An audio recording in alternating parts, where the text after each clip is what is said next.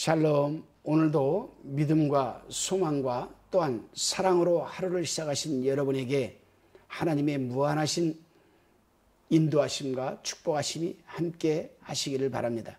오늘은 시편 148편 1절로 14절의 말씀을 가지고 찬양의 시라는 주제로 묵상한 것을 우리가 나누어 봅니다. 이 시편 또한 찬양의 시로서 이스라엘 백성이 바벨론으로부터 돌아온 지 얼마 안 되어 기록한 시입니다. 시인은 이스라엘 백성들이 다시 국가 생활을 회복하게 하신 것을 감사하며 찬양하는 노래라 할 수 있습니다. 그리고 본문의 내용을 압축해서 한마디로 말씀드리자면 누가 하나님의 마음에 흡족한 찬양을 드릴 수 있는가? 바로 이겁니다. 정답은 물론 하나님을 가장 잘 아는 자가 하나님을 가장 잘 찬송할 수 있다라고 합니다. 이해가 잘 안 되죠. 예를 들어서 제가 한번 경험한 것을 말씀드려 보겠습니다. 제가 마음이 불편하면 찬양이 잘 안 돼요. 그래서 어떤 기도 문제가 있으면 교회로 와서 교회 문을 본당 문을 닫아놓고 조용히 강대상에 앉아서 기도하는데 기도가 잘 안 됩니다. 안 돼요. 그러나 하나님을 말씀을 대하면서 읽어가다 보면은 어느새 마음이 평안해지면서 성령께서 입술을 주장하여서 하나님이 기뻐하는 기도를 하게 하십니다. 그렇습니다, 여러분. 오늘 본문에서 우리가 알아야 할 부분이 있습니다. 우리가 흔히 하는 기도는 즉흥 기도라 하지요. 성령이 우리의 마음과 혀를 붙들고 하나님이 기뻐하는 기도를 하게 하시는 것입니다. 때로는 방언으로 기도하실 수 있습니다.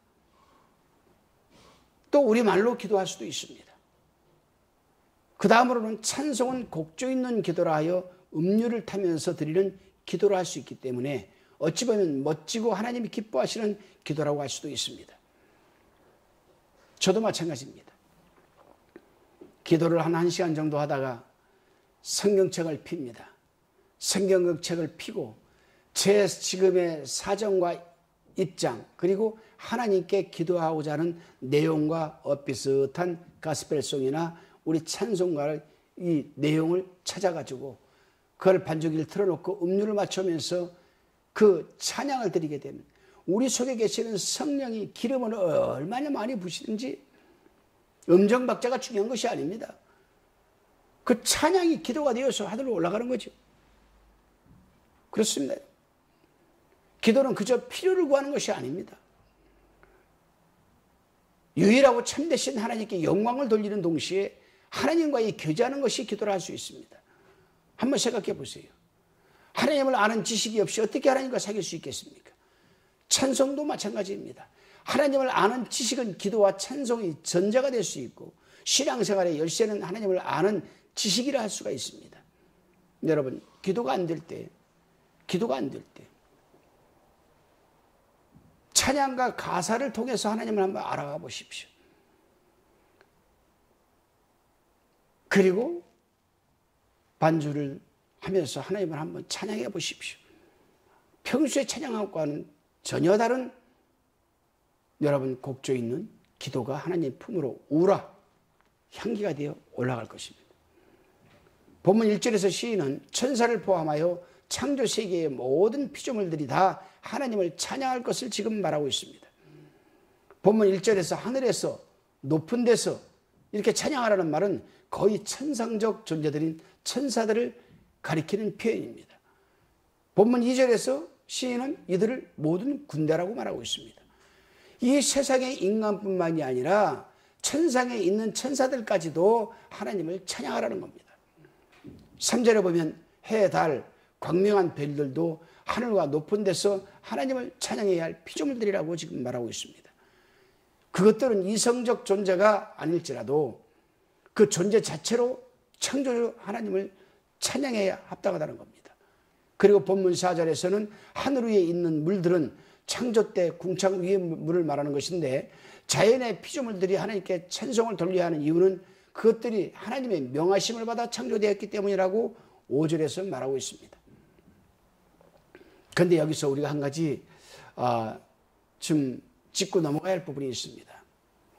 왜 해, 달, 별들은 하나님을 찬양하라고 했고 천사들도 하나님을 찬양하라고 했는데 왜 이 본문에서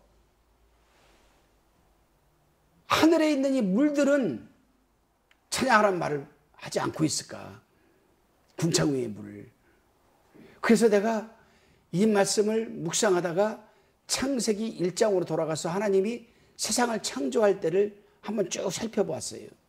그런데요, 하나님이 빛이 있으라 하심에 빛이 있었고 하나님 보시기에 좋았더라 첫째 날이니라 쫙 나가는데 하나님이 하늘 위에 있는 궁창은 만들어 놓고 보시기에 좋았다는 말은 하지 않았어요. 엿새 동안에 하나님 보시기에 다 좋았다라고 했는데요. 5일 동안에 왜 하나님은 하늘의 궁창을 창조하시고 왜 보시기에 좋았다는 말을 하지 않았을까? 그것은 바로 하늘의 세상을 창조하기 전에 하늘에 뭐가 있었습니까? 영적인 전쟁이 있었죠. 루시퍼, 사단이 자기 지위를 지키지 않은 타락한 천사들을 데리고 하나님을 대적하다가 미가엘에게 발각되어서 하늘에서 쫓겨났습니다. 이 내용이 요한계시록에 기록되어 있습니다. 12장에. 그런데 그때 루시퍼는 이 세상으로 쫓겨나면서 하늘 공중 권세를 잡게 되죠. 귀신들은 이 땅으로 또 내려오고.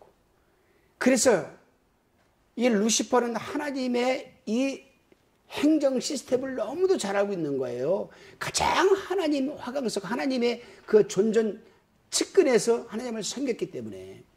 그래서 이 사단도 이 세상에 떨어져서 똑같이 하나님의 시스템을 모방을 해서 지금 활동하고 있는 거죠. 그래서 하나님이 완전 숫자가 7이면 자기는 6, 777 그러면 666, 천사, 권세 잡은 자 똑같이 사용합니다. 그래서 십자가가 이렇게 되어 있잖아요. 십자가가 이렇게. 이게 뭔지 아십니까? 예수님이 없이는 이 땅에서 하나님에게로 올라갈 수 없도록 사단이 막고 있는 겁니다. 이렇게 사단이. 근데 예수님이 십자가에서 다 이루었다 유언을 하시고 7원에서 아버지여 내 영혼을 아버지 손에 부탁하나이다라고 선포했을 때 성소와 지성소에서 가리고 있던 휘장이 위아래에서 찢겨진 거죠. 그것은 사단 마귀 이 루시퍼가 땅에서 하늘로 올라가지 못하도록 딱 가로막고 이것을 없애버려 준 거라는 겁니다. 그래서 우리는 하나님한테 기도할 때 기도가 하늘로 상달될 때 예수님의 이름을 힘입어야만 기도가 올라갈 수 있기 때문에 예수님의 이름으로 기도합니다라고 우리가 기도를 마치는 거예요. 그래요, 여러분.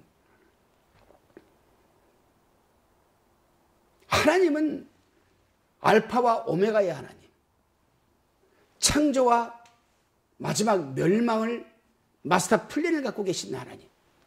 그 하나님은 사단 루시퍼가 하나님을 대적했을 때 공중 권세를 잡고 그 귀신들이 밑에 내려와서 역사에서 하나님의 사람들이 하나님을 믿지 못하도록 회방하고 성령을 거스르게 하는 것을 알고 하나님은 보시기에 좋았다는 말을 빼버린 겁니다. 창조 때. 그래요. 사단이 얼마나 하나님의 그 시스템을 똑같이 모방을 하는지 우리는 성부와 성자와 성령 아니겠습니까?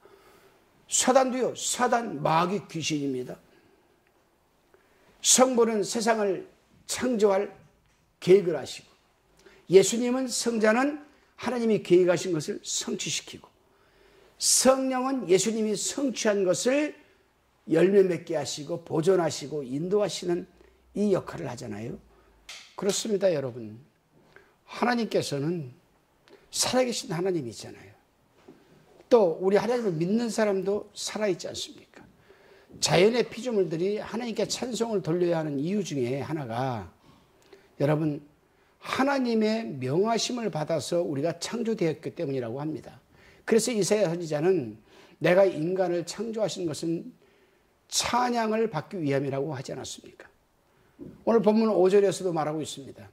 하나님은 당신이 명하신 것을 영영히 세우셨고 아무도 그것을 피할 수 없다라고 6절에서 말하면서 7절에서는 바다의 모든 생물뿐 아니라 불, 우박, 눈, 안개, 그 말씀을 따르는 광풍, 산, 작은 산, 과수, 백향목, 짐승, 가축, 기는 것, 나는 것, 세상의 왕들, 모든 백성, 고관, 땅의 모든 재판관, 총각, 처녀, 노인, 아이 할 것 없이 다 하나님을 찬송해야 할 주체들이라고 8절 12절에서 말하고 있습니다. 특별히 본문 13절에 보게 되면은 그의 이름이 홀로 높으시며 그의 영광이 땅과 하늘 위에 뛰어나십니다라고 시인은 하나님을 찬송할 이유를 계속 강하게 말하고 있습니다. 시인은 하나님의 이름과 그 영광이 온 천하에 드러나는 것을 알고 느끼고 있는 것입니다. 그렇습니다, 여러분. 시인이 이런 하나님을 아는 지식이 없다면 어찌 이 시인처럼 하나님을 찬양하며 온 우주 피조물들을 명하여 향해서 하나님을 찬송하라고 명할 수 있겠습니까? 여러분은 이런 하나님을 알고 계십니까? 당신이 믿는 하나님은 이렇게 광대하신 하나님인 것을 알고 계십니까? 이제 시인은 본문 14절에서 온 우주를 창조하시고 말씀으로 통치하시는 하나님은 또한 이스라엘의 하나님이 되신 것을 말하고 있습니다. 하나님은 자기 백성의 뿔을 높이시듯이 그들을 영예롭게 하시고 높이시고 힘을 주신다고 합니다. 그리고 그의 모든 성도들, 곧 하나님을 가까이 하는 백성들이 찬송이 되신다라고 지금 고백하고 있습니다. 그렇습니다, 여러분. 성도들은 하나님의 백성들은 하나님을 가까이 하는 사람들입니다. 하나님을 가까이 하지 않는 하나님의 백성은 한 명도 없습니다. 그리고 그들은 하나님이 아는 지식으로 말미암아 하나님을 찬송하는 사람들임을 우리는 결단코 잊어서는 안 될 것입니다. 기도드리시겠습니다. 주님, 우리 입술에 우리 가슴에 이런 찬송이 가득하여 흘러 넘치게 하여 주옵소서. 날마다 하나님을 가까이 하며 새롭게 하나님을 알아가는 놀람이 있게 하시고 그것이 저희로 주체할 수 없는 기도와 찬송이 되게 하시며 피조세계의 모든 피조물과 함께 영원토록 하나님을 찬송하는 영광과 희열을 저희에게 주시옵소서. 예수님의 이름으로 기도드리옵나이다. 아멘.